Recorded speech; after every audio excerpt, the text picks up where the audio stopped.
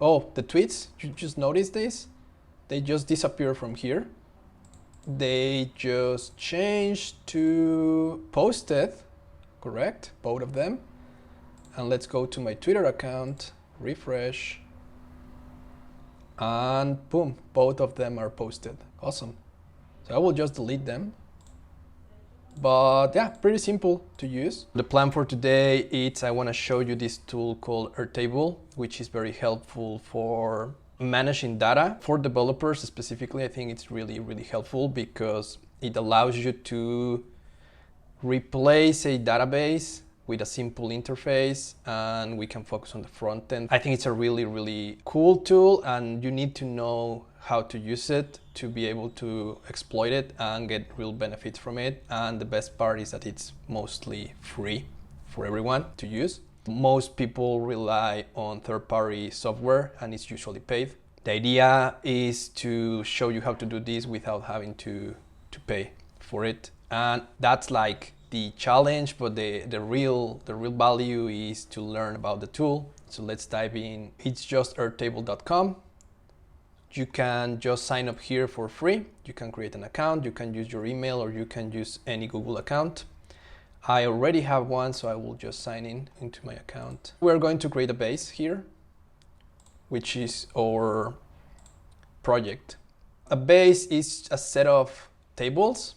You can see this as different spreadsheets or different sheets into your spreadsheet. And by default, Airtable always creates these 4 columns: name, notes, assignee, and status. You can manage different types of fields. In this case, we have a long text type field. We have a assignee field, which lets you pick from accounts that have access to this document, so you can do collaborative work too. Status, which is a single select, which lets you pick from a list of options. All right. Any field here you can edit by just clicking this down arrow. Click edit field and you can change the type, you can change most of the stuff.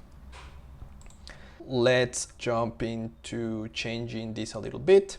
I won't use the name. I will create a auto number field, which will create an incremental list, and we'll call it ID. We won't be using ID, just to showcase you can do this. I will focus on what we are going to need. We are going to need the actual post or the tweet.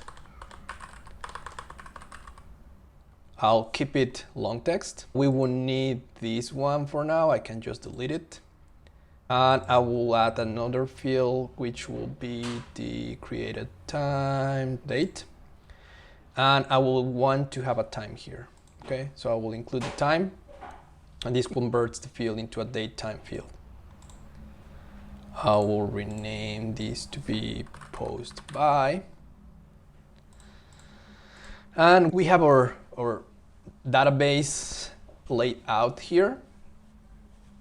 We have our structure. So let's do some test posts. Hello world. Let me do, this is a test tweet. And let me just do this pending. Actually, the color should be the other way around, so I will just change them here. Posted will be green, pending will be orange. Cool. And post by, let's do this today, 10:45.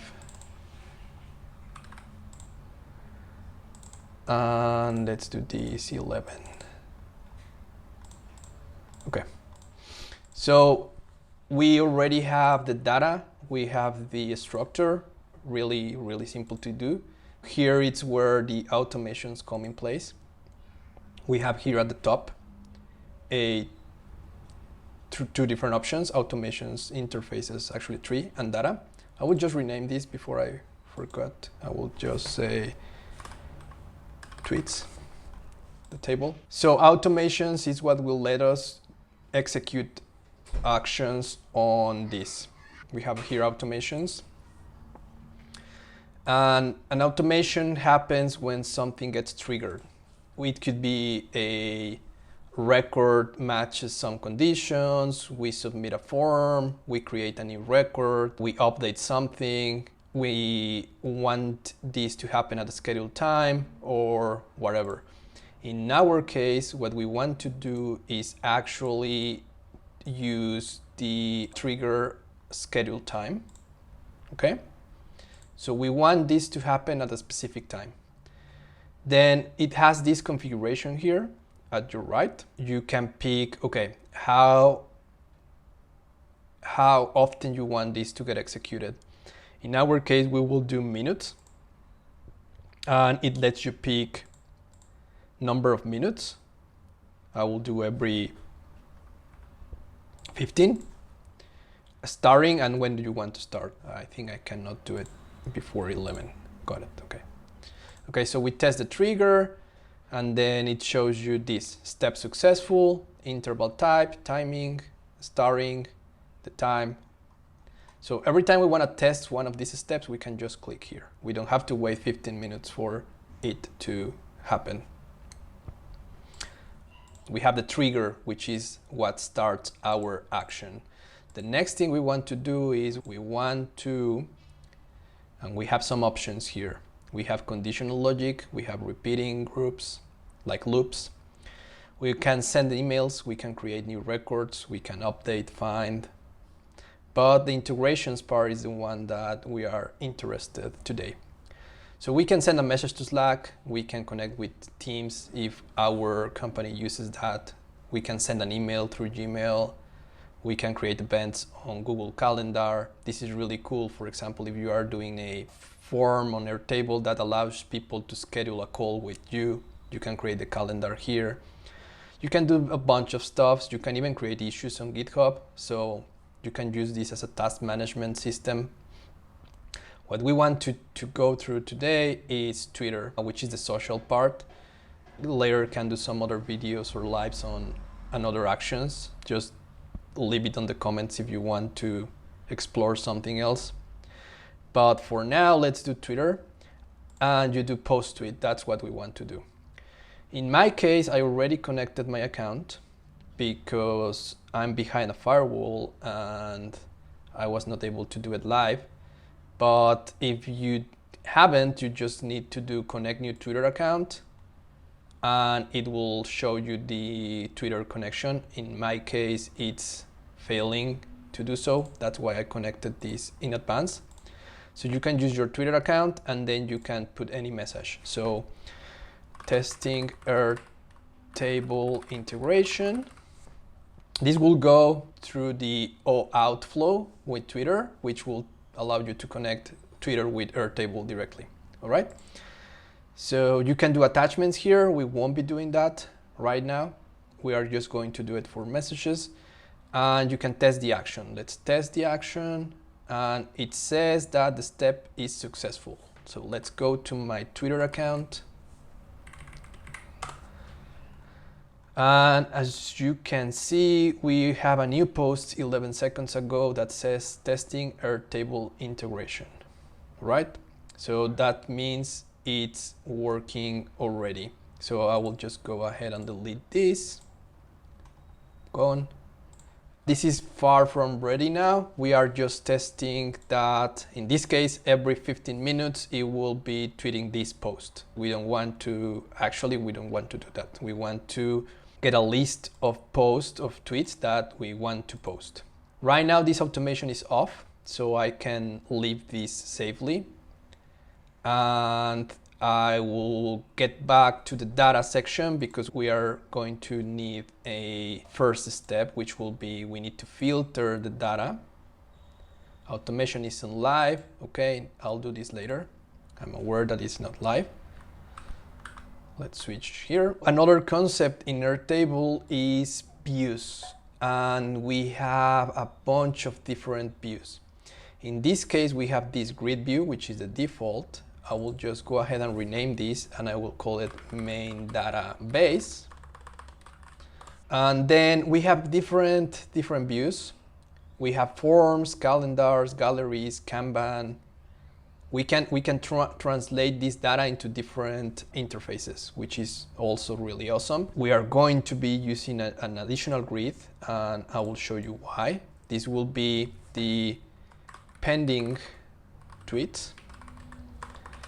So we are going to go through this data filter, and these are the ones that need to be posted within the time frame that happens every time the scheduler runs. So remember, our trigger will run every 15 minutes. So we want to check every 15 minutes which tweets are pending that are happening before the current date time. The way to do this in an automation will be to use a script or something, but we will have to pay because that's a paid feature. If I go to scripts, run a script, yeah. You can't run scripts on the current billing plan, so this is not a free feature. This is JavaScript stuff, and since I want to keep this free for you, then I will just skip it, and I will kind of work around with a custom view. A custom view, which will be pending tweets, I will do the following. Every view has these options to filter data, and they are saved as part of the view. So it's a specific view that you want. For example, you can have like pending or something. In this case, it's pending. I will just go ahead and duplicate this one, right click, duplicate record. This is a old tweet. And I will just switch this to posted just for us to have a different option. I will drag this to the top. In this view, I will filter only the pending posts or tweets. So I go to filter, status is pending. Okay, so first we have a specific view where we have all the pending tweets, but we needed something else here, which is which ones need to be posted now, because I don't want to post this just now. This is going to be posted at 11 a.m. or around 11 a.m. So I will add an extra field, and this is the workaround of not having code. And we can do a formula field. This is very similar to formulas in spreadsheets. Okay. So we want this to happen if, okay, we want a Boolean here, which is the date posted by, in this case, post by, if this field, okay, is, there's a is before, okay, here, sorry. So we have is before,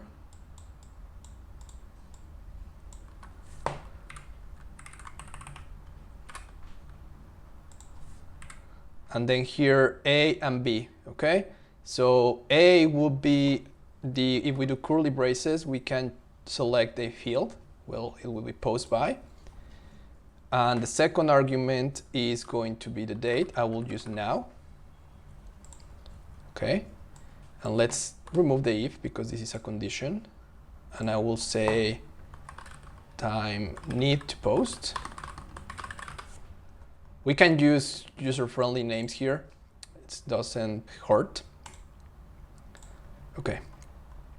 So need to post, it's going to be, it's a Boolean thing, and it only sets true or 1 if the time is right. So let's do this to be 10 a.m.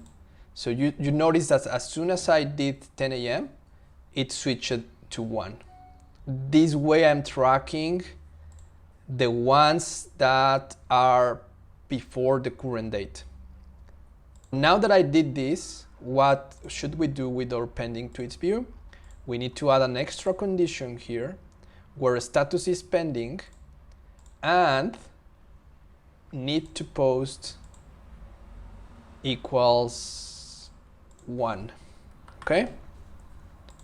So now we don't have any pending tweets. If we go to the database, this one is posted already, so it doesn't need to be posted now. We can skip it. And this one is happening in like 4 minutes, so I will just do 40 a.m. So now it's 1, and automatically this view should reflect that. What I'm missing here? Okay. Oh, it's not 10:40 a.m. It's maybe 10:30. Okay. Might not be the same exact time. I will do 10:35. Yeah, it's 1 now, and then I go here, and now it's here. So here, this view, it's specifically filtering me the ones that are pending and the ones that we need to post. My automation will trigger every 15 minutes. And now I have this filter view that I can use to tell the automation, go through the filter view, and for every row you have in the filter view, post a tweet to Twitter. Let's go to automations. And we need a step in between the scheduler and the post. So first thing is we will have to find some records, which ones we need to be sending to Twitter. So I will go ahead and do find records. And it says finish configuration. So let's do that. So you have a description. It's get pending tweets. All right. This action will run on, I will select my tweets table. We have it, I will just go back to data for a second. This is a tweets table, this tab here, okay? And this says find records based on, okay. So we could do condition here. We can run some conditions directly, but I wanted to do a view because it's easier for us to manage the content that we, or at least to understand what's going to be posted by just switching here. We are visually aware of what's going to happen versus building the query and then relying on that. And the other thing is you can go ahead later on and change the conditions of this, and you won't have to change the automation later because you're already processing that specific table. All right. I will just use view. I will pick pending tweets view. Then I can test my action and it shows me that we found records. There's this one that is pending and it's supposed to be posted by 10:35 a.m. This is working. We are getting some records. And now we are going to do advanced logic or action, and we are going to do repeating group. I'm going to repeat for each, and then again we have the configuration at the right.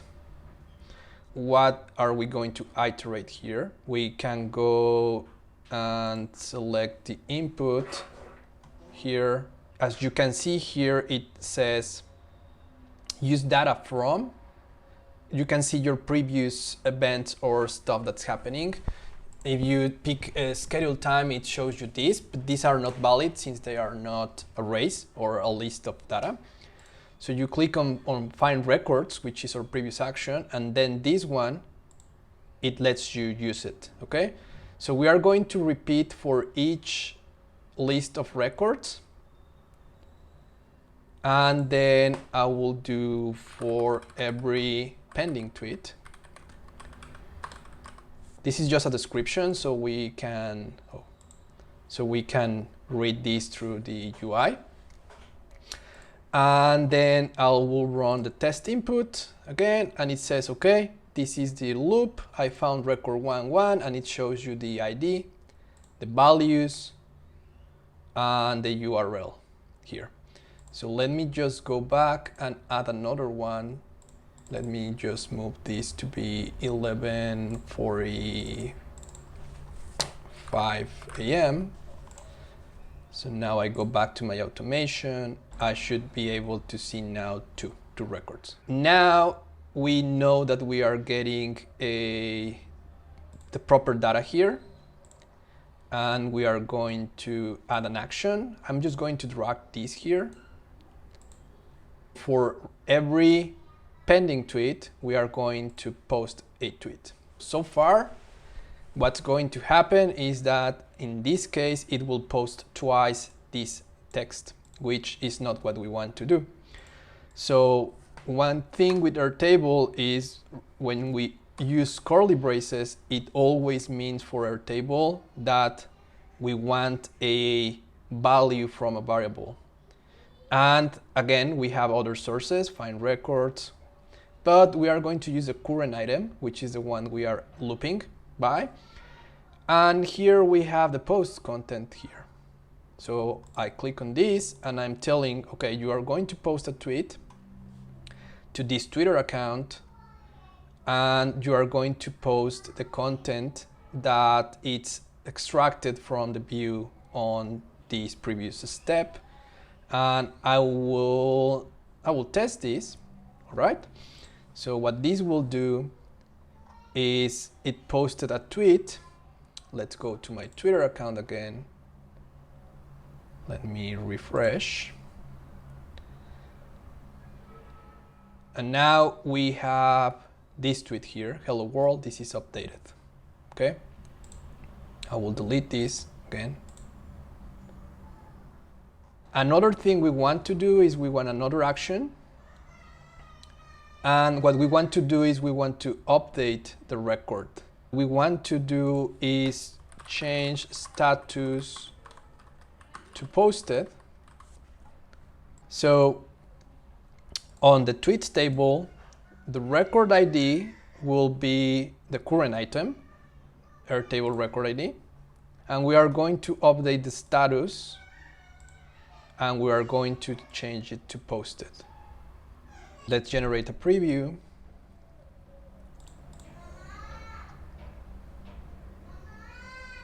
And it's saying that this will change from pending to posted and on this one.